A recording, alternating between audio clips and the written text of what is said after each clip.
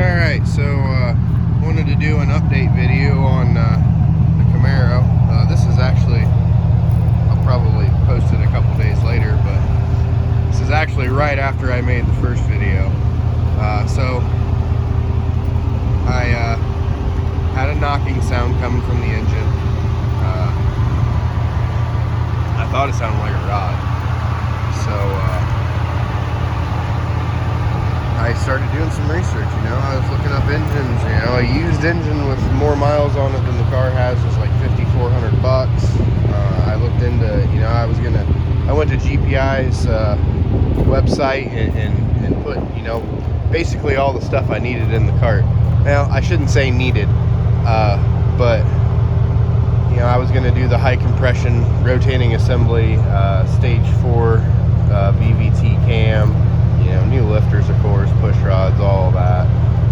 And I was looking at $6,000 just some parts. And the engine would have had to have been bored slightly to accept the new rotating assembly.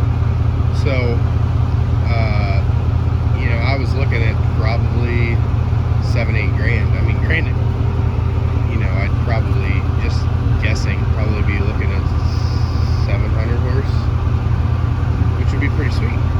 But this is poor guy's garage, not rich guy's garage. So, I really wasn't looking to spend that kind of money.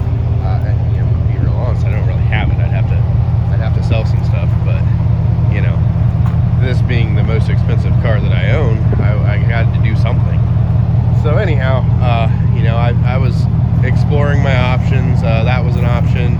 And then I started looking and heck, I could get it's a 6.0 block, so it would have been a cast iron block, 408 stroker, 570 horse. Now, obviously not near as good as 700 horse, but this thing's 400 stock, so it'd still be good at upgrade.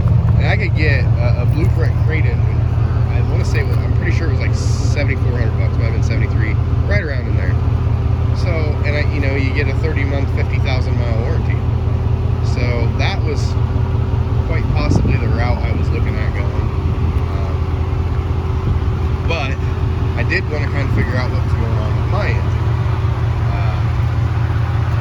So I did a bunch of research online, and like I said in the other video, just a ton of lifter issues, both broken valve springs, this and that. And like I said in my last video, I was going to deactivate cylinders and see if the noise would go away. I really wished I would have videoed it. I didn't think it was going to be that interesting, so I thought, I'll just go through and I'll mess with it, and I'll update you. So I guess I'll show you here. I have a Modus. It's an old scanner. I picked it up cheap, but it does the job for what I normally do. I think the newest I can do on it with the update is 2012. So anyhow, in this scanner, like I said earlier, this is an L99, so it has cylinder deactivation. So I can actually go in here and do function tests and view data. Trying to get the glare off of there. It's not working out real well. Okay, so that's a little bit better. So yeah, so this is what I did. I went into functional tests, output controls, and then I went down here. Cylinder 7 is one of the most common cylinders that everybody has issues with. So I went in to do this cylinder 7 deactivate, which I'm not going to do it again because I don't need to, and quite honestly, I don't really want to fuck with it because who knows what will happen. So anyhow, that's what I did. I did the cylinder 7 deactivation. Now, I'm assuming that what this does is deactivate cylinder number 7 using the factory DOD, displacement on demand, and shuts it down using the lifters or whatever. So I did that, and I tried to rev it up a little bit. It sounded like the sound was still there, but then the car died. So I thought was a little bit strange, but whatever. I have some other issues with the car. It's got some kind of a throttle correlation issue. I haven't quite narrowed down. I've changed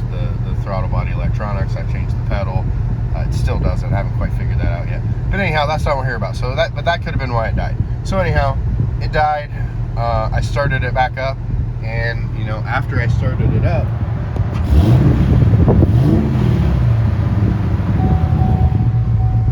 it does not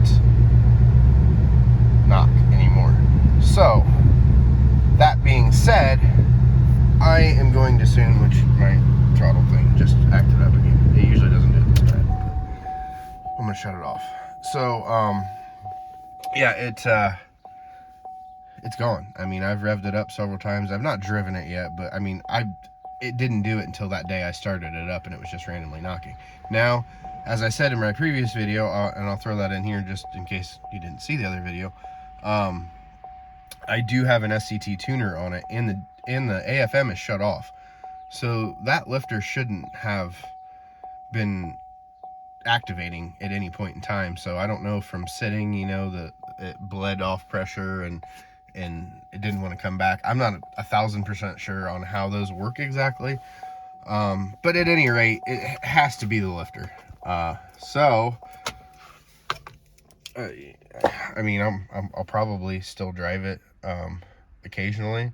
But I think what I'm gonna have to do this winter is you know, look into getting some new lifters. And I mean, if I'm gonna do new lifters, I gotta pull the heads, might as well put a cam in it.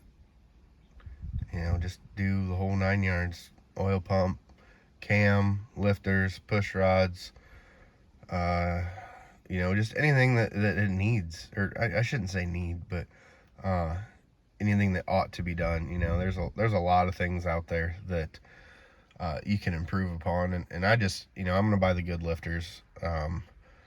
I think there's some kind of an upgraded rocker or a trunnion upgrade you can do.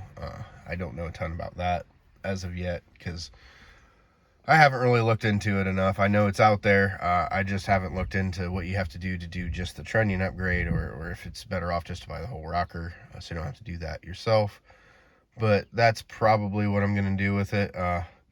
Actually, I don't think I've covered this at all, but I did purchase a Veraram intake, cold air intake for this. I also had purchased a GPI ported and rod mod ls3 intake for it, and it has larger injectors. Not that I need all that, but I found it online. A guy was selling for a reasonable price, so I just went ahead and picked it up because I really wanted the intake.